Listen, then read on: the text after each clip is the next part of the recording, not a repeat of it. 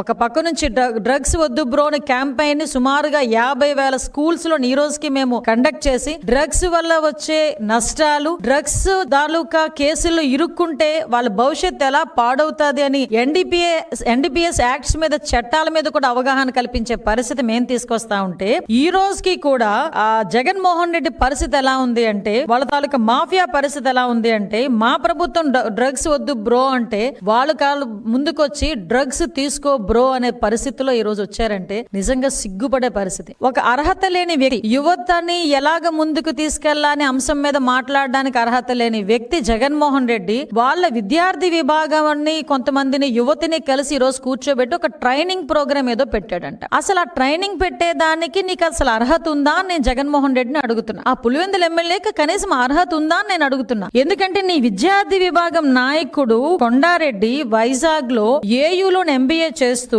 ఈ డ్రగ్స్ ని దాందాగా చేస్తూ మొన్న ఈగల్ కి టాస్క్ ఫోర్స్ డిపార్ట్మెంట్ కి పట్టుబడిన సంగతి జగన్మోహన్ రెడ్డికి తెలీదా? జగన్మోహన్ రెడ్డికి తెలియకుండానే జరిగిందా? ఆ కొండారెడ్డి విద్యార్థి విభాగం అధ్యక్షుడు కాదా? ఆ కొండారెడ్డి అన్న వ్యక్తి అబ్బాయి నాకు తెలిసి హార్డ్లీ 23 సంవత్సరాలు అనుకుంటా.